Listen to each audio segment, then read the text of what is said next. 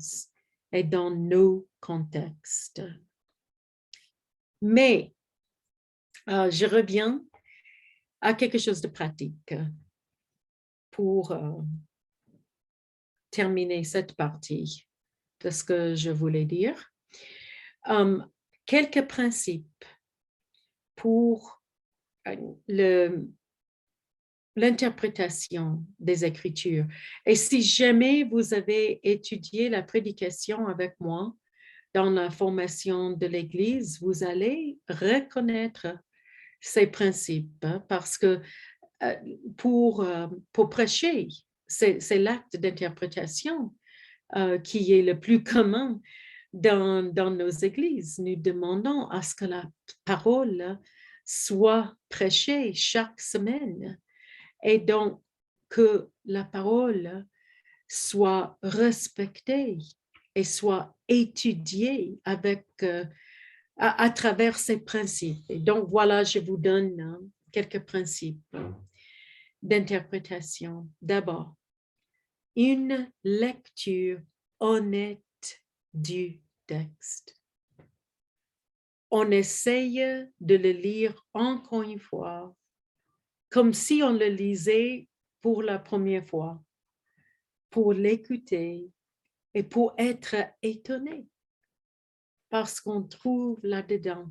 Si on vient au texte en sachant, moi je connais déjà tout ce qu'il y a là-dedans, on va rater beaucoup de choses.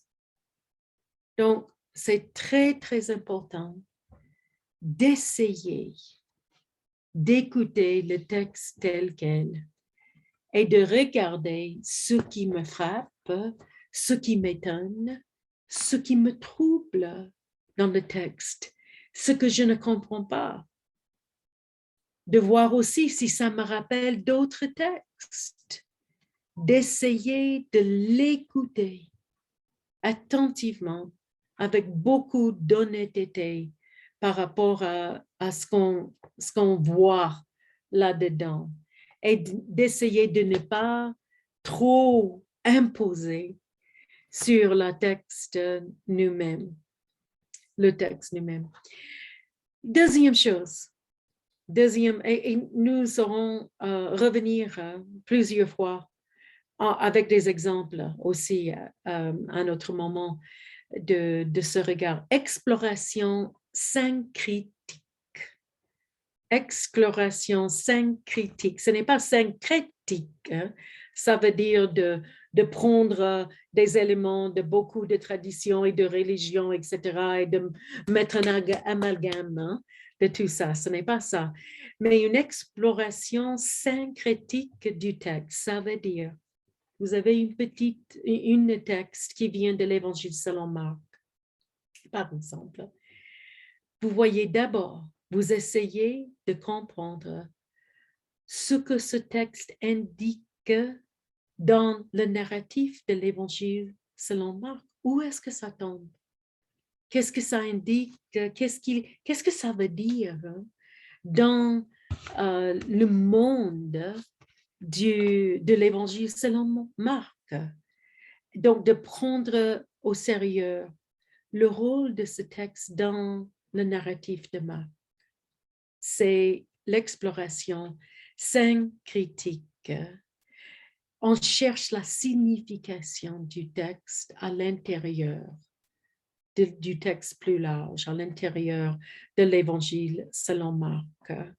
Et donc, on regarde des mots clés, des mots clés qui sont là-dedans. Je reviens je quitte Marc pour aller à Jean. Jean 2, par exemple, le mariage à Cana. Nous avons des mots comme « mon heure n'est pas encore arrivée ». Mon heure n'est pas encore arrivée, dit Jésus à sa maman qui n'est pas nommée. C'est la mère de Jésus. L'heure dans l'Évangile selon Jean, qu'est-ce que ça veut dire? L'heure de Jésus. Donc, on regarde les autres instances où on trouve cette phrase, mon heure n'est pas encore arrivée, l'heure n'est pas encore arrivé. On regarde dans ce texte des concepts clés. Par exemple, c'est aussi un mot, donc c'est le premier signe, nous lisons dans Jean 2, premier signe de Jésus. Et si nous regardons combien de fois on parle des signes dans l'Évangile selon Jean, qu'est-ce que ça veut dire? Nous avons mots, concepts dans l'Évangile selon Jean comme lumière, comme abide. Je ne sais pas comment ça se traduit en français. Abide with me. Donc, reste avec moi. C'est un mot, meno, c'est le verbe en grec, qui est très commun dans l'Évangile selon Jean. Et il y a une signification unique dans l'Évangile que ces mots n'ont pas dans d'autres textes.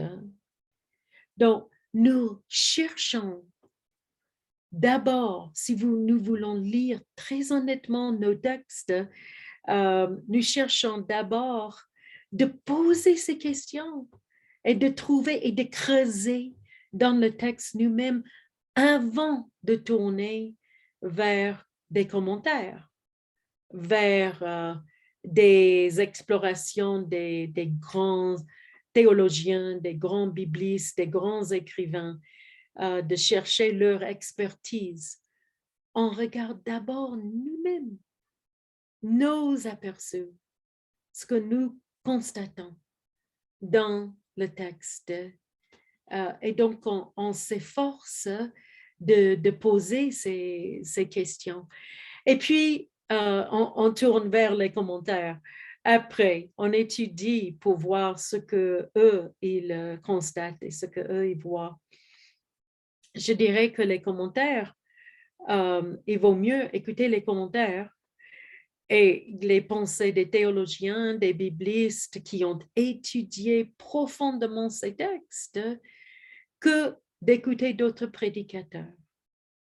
D'autres prédicateurs profitent aussi du travail de ceux qui ont étudié profondément. Et les prédicateurs ont peut-être aussi étudié profondément, mais il faut chercher des sources qui sont fiables pour utiliser ce texte. On est sûr qu'on a pris au sérieux et on a étudié ce texte. Je me rappelle, Jérôme, quand tu faisais le cours de prédication et tu avais lu quelque part, tu traitais un texte qui traitait de Pierre, de Simon, et tu as parlé tu te rappelles? Très bien. Tu te rappelles? Très bien. L'origine du mot Simon d'après ce commentaire. Oui. Le problème, c'est ce que le commentaire avait tort. Que Simon, ça relève à schéma, à l'écoute. Et donc, le commentaire que tu avais trouvé t'a trompé en ne pas étant fidèle. Donc, il faut regarder plusieurs sources et il faut faire attention des sources qui sont là pour passer un agenda propre à eux, hein, pour passer un message à eux. Donc, il faut juste essayer d'utiliser les meilleurs outils disponibles. Donc, maintenant, prochaine chose qu'il faut considérer et étudier, c'est le contexte sociologique et historique. Et pour ça, il faut de bons commentaires. Il faut utiliser les ressources qui ont été développées par ceux qui ont passé leur vie à étudier ceci. Il y a beaucoup de choses qui sont disponibles en ligne, qui sont aussi de bonne qualité. Donc, je crois qu'à la fin de ce cours, nous devons vous proposer plusieurs sites pour chercher des commentaires qui sont issus des biblistes que nous connaissons et qui sont fiables. OK, tout ça, c'est pour faire l'exploration syncrétique à l'intérieur du livre, à l'intérieur du livre de Jean, comme j'ai fait l'exemple. Mais puis après, on fait une exploration diacritique. Dia, c'est à travers. Dialogue, les mots qui traversent la distance. Diacritique, ça veut dire de sauter du livre là où vous êtes et de considérer ces mêmes thèmes, ces mêmes mots dans d'autres textes bibliques. Très, très, très souvent, il y a des échos d'un texte dans un autre texte. Il y a même des citations, comme nous venons d'entendre Psaume 2, mais nous avons connu Psaume 2 probablement, nous qui sommes des chrétiens à travers Hébreux, l'épître, comme on dit, aux Hébreux. Mais il y a aussi des phrases et des images bibliques. Hein. Si on parle dans un texte du feu, et ça vaut l'effort de réfléchir sur là où on voit feu autre part dans la Bible.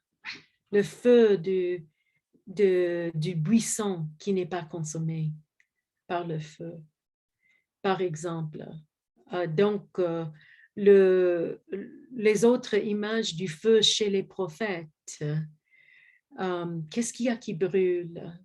Donc, de considérer là où ces mêmes thèmes, ces mêmes images apparaissent autre part dans nos écritures.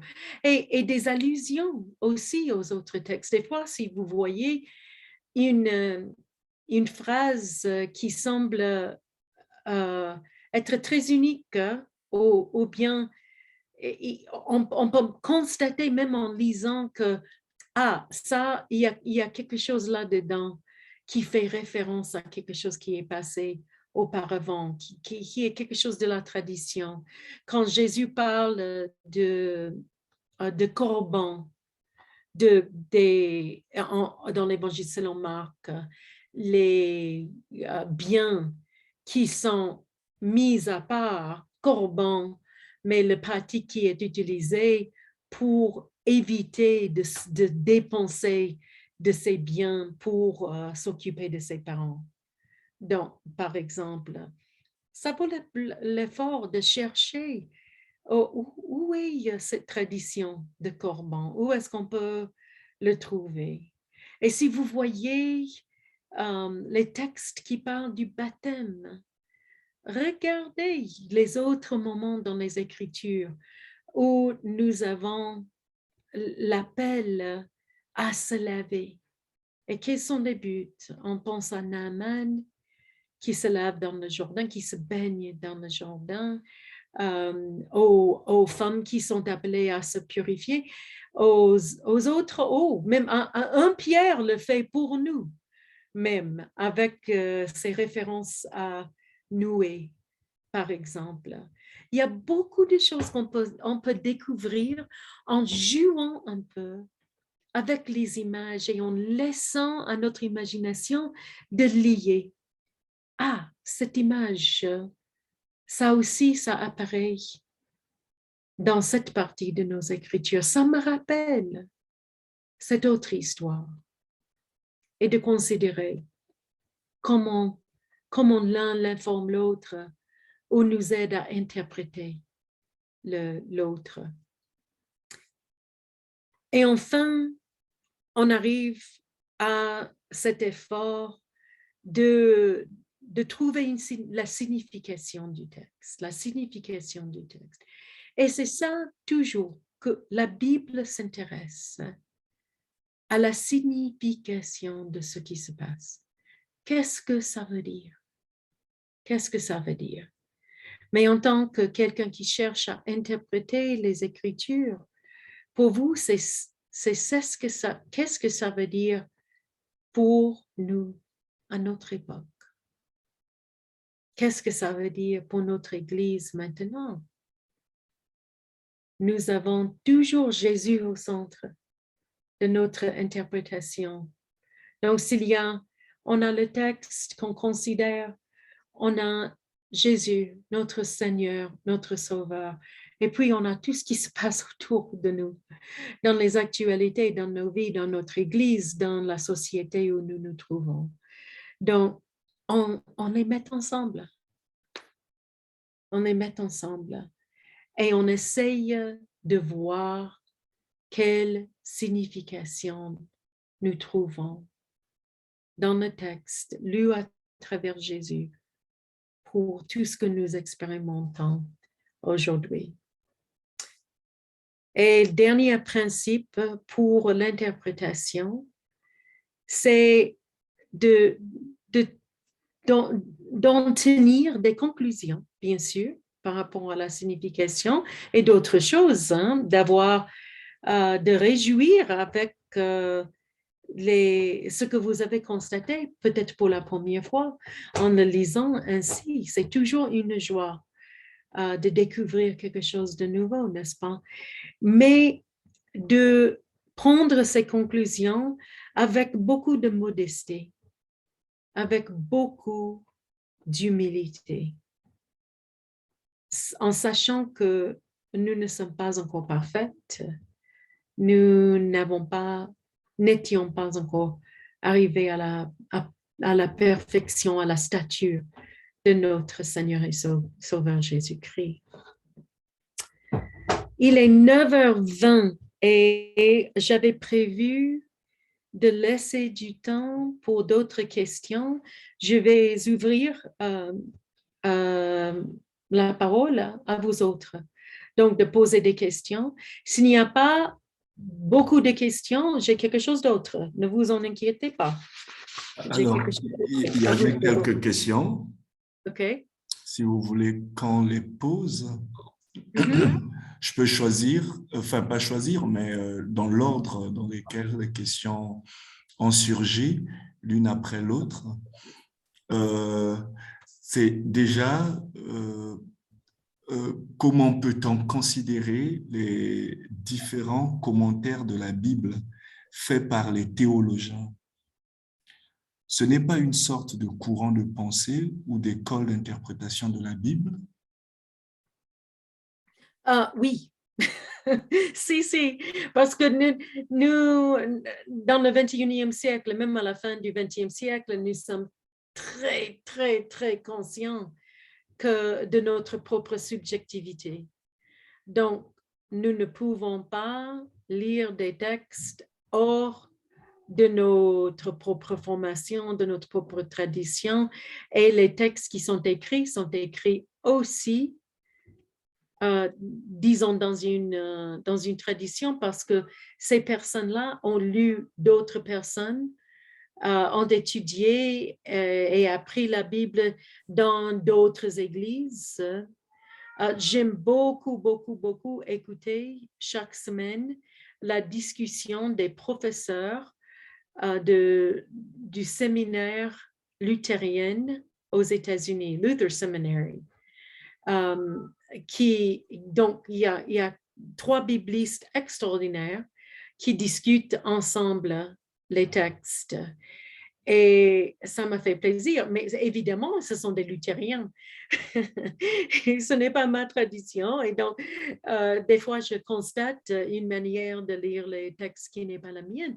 Et donc, il faut être conscient du fait que les commentateurs sont eux-mêmes, bien sûr, issus des traditions d'interprétation, mais on espère d'avoir un niveau de crédibilité si on regarde les livres qui sont publiés par les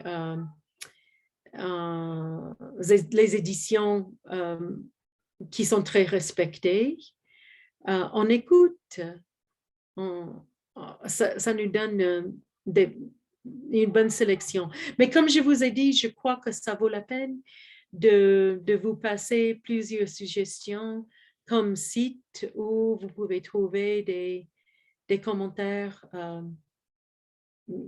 qui sont bien réfléchis. Désolée. Non, c'est juste aussi pour poser pratiquement toutes les questions que les gens posaient avant que vous ne passiez à ce que vous avez réservé pour nous, bien entendu. Il y a, il y a aussi une autre question, Pasteur Karen. Alors, on dit Jésus a évité d'entrer dans une discussion sur le divorce. Pourquoi? Je pense que c'est quand vous parliez de la question du divorce, vous avez fait allusion à Genèse, à la création. Voilà, je pense que c'est venu en ce moment-là. OK, donc ce que je dirais, c'est que Jésus, il est agacé par la manière de poser la question.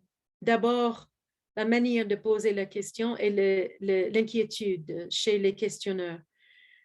Eux, ils disent, est-ce que c'est permis qu'un homme divorce sa femme, mette à côté sa femme? OK, c'est ça la question. Donc, vous voyez même dans la manière par laquelle c'est posé. Est-ce que ça va légalement, juridiquement, pour qu'un homme mette à côté sa femme? Tout ce qui leur intéresse, c'est la légalité. Est-ce que sous la loi, c'est légal qu'on le fasse? Et donc, il leur demande de répondre. Et eux, en ce moment-là, ils citent la loi, je crois que c'est Lévitique, hein, où Moïse nous a permis d'écrire oui, voilà, un certificat de divorce. Et Jésus répond en colère. Il est en colère. Si Moïse vous a donné la possibilité de le faire, c'est parce qu'il, et à cause de votre dureté de cœur, parce que tout ce que vous pensez, c'est la légalité. Vous ne pensez pas aux personnes qui sont blessées. Il faut penser aux personnes qui sont blessées.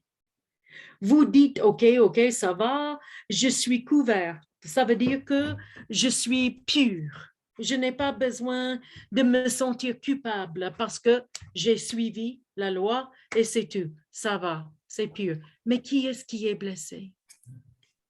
Et dans la société de Jésus, hein, la sorte des femmes qui ont été divorcées par leur homme était très, très souvent catastrophique. Une des plus grandes raisons pour la pauvreté et même pour la mortalité des enfants. C'est la pauvreté des femmes qui sont soit divorcées, soit veuves. Donc, elles sont dans une précarité. Elles ne peuvent pas, elles n'ont pas le droit de sortir, juste de commencer un commerce comme un homme pouvait le faire. Un homme qui sort de sa maison, c'est un peu, c'était mal vu, très, très, très mal vu.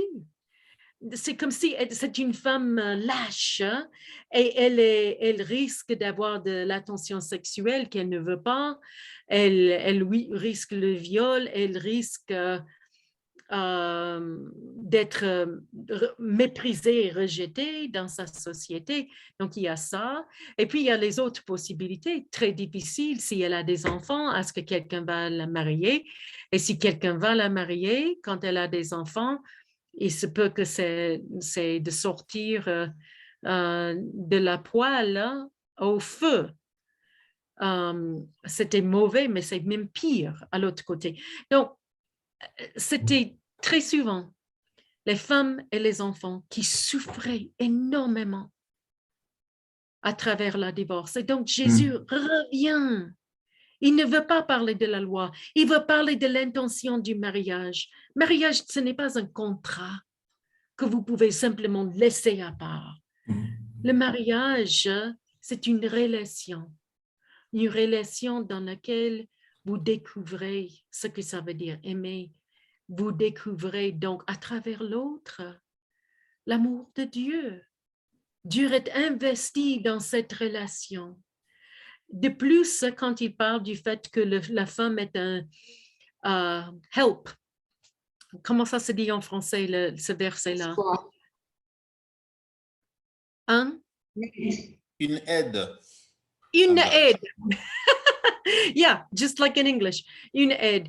Et donc, ça ne veut pas dire une subordination.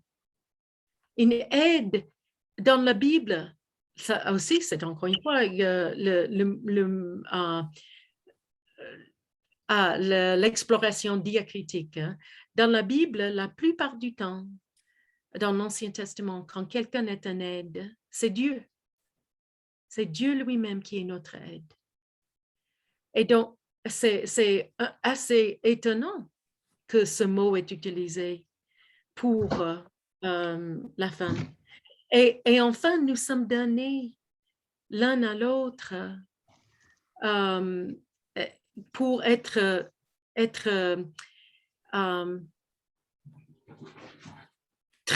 comme un trésor, considéré comme un trésor. Et est-ce que c'est comme ça qu'on le jette? Jésus ne voulait pas, je suis sûre que Jésus ne voulait pas créer une nouvelle règle qui allait être utilisée pour détruire des femmes, pour détruire des personnes, et la plupart du temps, ce sont des femmes et les enfants qui sont dans des mariages où elles souffrent de l'abus. Je suis convaincue que Jésus n'est pas en train d'instituer une nouvelle loi qui sera mise comme ça et appliquée sans regarder qui est-ce qui sera blessé. Ce qu'il veut, c'est ce que nous comprenons, ce qui compte dans le royaume de Dieu. Ce qui compte, c'est vraiment le bien-être des autres, de toute la création, de soi-même, et la bonne relation entre tous ces éléments. Donc, j'ai fait une interprétation. Je viens d'interpréter à travers le mouvement diacritique, le texte.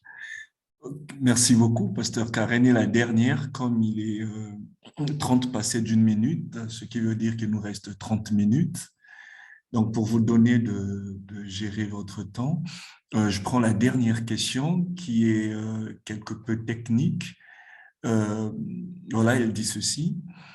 Étant donné que l'exégèse implique notre réflexion, comment savoir si nous sommes en train de franchir la ligne de l'isogène? Ah, wow! L'isogèse. Quelle belle question! Quelle belle question! Et ça continue. Est-ce que les méthodes d'exégèse nous mettent absolument à l'abri de l'isogèse? Voilà. La réponse est non. Malheureusement, nous sommes des êtres humains. Nous avons la possibilité de nous tromper à tout moment, mais quand même, d'essayer d'avoir de telles pratiques nous aide à l'échapper et nous aide à écouter le texte. Et enfin, dans la tradition chrétienne, dans le protestantisme aussi, nous, quand on parle de sur la scripture, ce n'est pas simplement à moi de déterminer ce que ça veut dire le texte. C'est déterminé dans la communauté de foi. Donc, c'est déterminé par non seulement moi, mais par tous ceux et celles qui sont à l'écoute de l'écriture ensemble, étudient ensemble. Donc, il y a, c'est une activité collective. Et les meilleurs commentaires et les outils de recherche sont eux-mêmes, ils considèrent qu'ils entrent la discussion d'interprétation. Nous sommes en train d'entrer une discussion qui est déjà en route depuis 2000 ans. Donc, nous nous retrouvons en media res pour essayer d'écouter. L'isogèse et l'exégèse, on essaye de faire attention au texte, de laisser parler le texte, mais nos conclusions auront toujours une mesure de subjectivité. Et c'est une autre raison pour laquelle nous devons garder beaucoup de modestie et d'humilité dans ce que nous proposons. Même si c'est quelque chose qui est pour nous, ça nous fait vraiment joie de l'avoir découvert. Nous devons faire attention de ne pas penser que nous avons découvert la vraie signification pour tout moment et pour toute personne. Amen. D'accord. Merci, Pasteur Karen. Donc, vous pouvez continuer. OK. Donc, pardon, juste avant, Pasteur Karen, désolé. Alors, nous allons peut-être demander à tout le monde, quand nous avions eu des petites perturbations entre-temps, quand on constituait la base de données, est-ce que vous pourriez nous écrire, maintenant que nous sommes en 91, vous pourriez nous envoyer, du moins même peut-être dans le chat, nous écrire inbox ou écrire, du moins, ou m'écrire vos adresses, enfin, votre adresse mail. Voilà, c'est simplement ça. En inbox, vous pouvez m'écrire votre adresse mail pour que l'on constitue une nouvelle liste, mais avec vos adresses mail. Déjà que WhatsApp nous a joué un grand tour ce soir. Alors, Pasteur Karen, désolé de vous avoir perturbé, vous pouvez continuer. OK. Non, ce n'est pas de me perturber parce que, comme je vous ai dit, s'il y avait des questions, on aurait pu traiter d'autres questions également, mais je ne veux jamais avoir